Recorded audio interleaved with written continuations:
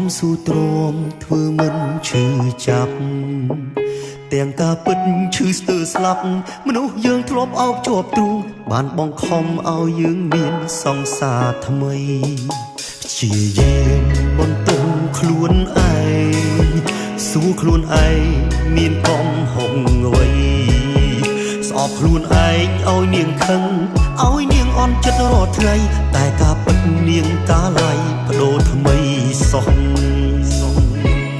មនុស្សប្រុងថ្មីរបស់អូនក៏បងបានស្គាល់ស្មានមិនដល់ថាអូនហ៊ានតាក់ទងនឹងគេឬគិតថាបងល្ងងបែរចោលបងលួចក្បត់មាសមេឈឺអ្វីម្លេះទេព្រះអើយមនុស្សប្រុងថ្មីរបស់អូនបងបានស្គាល់ច្បាស់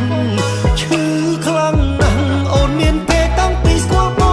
ងបើដាច់ចិត្តទៅហើយសុំតាមយ៉ាងប្រាប់មកត្រង់ឲ្យបងបានត្រៀមខ្លួនឈឺ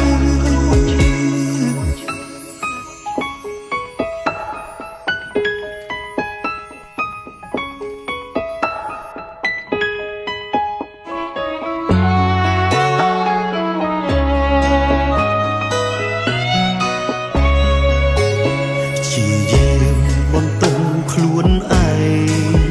សួរខ្លួនឯងមានកំហុសអ្វីស្អប់ខ្លួនឯងឲ្យនាងខឹងឲ្យនាងអន់ចិត្តរាល់ថ្ងៃតែការពិតនាងកាល័យបដូរថ្មីសោះមនុស្សប្រុងថ្មីរបស់អូនក៏បងបានស្គាល់ស្មានមិនដល់ថាអូនហ៊ានតាក់ទងនឹងគេឬគិតថាបងល្ងងបែរចោលបងលួចក្បត់មាសមេឈឺអ្វីម្លេះទេព្រះអើយមនុស្សប្រុងថ្មីរបស់អូនបងបានស្គាល់ច្បាស់ឈឺខ្លាំងណាស់អូនមានគេតាំងពីស្គាល់បងបើដាច់ចិត្តទៅហើយសុំតាមយ៉ាងប្រាប់មកត្រង់ឲ្យបងបានត្រៀមខ្លួនឈឺមនុស្សប្រុសថ្មីរបស់អូនក៏បងបានស្គាល់ស្មានមិនដល់ថាអូនហ៊ានតាក់ទងនឹងគេ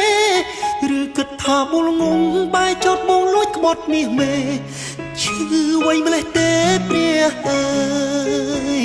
មនុស្សប្រុងថ្មីរបស់អូនបងបានស្គាល់ច្បាស់ឈឺខ្លាំងណាស់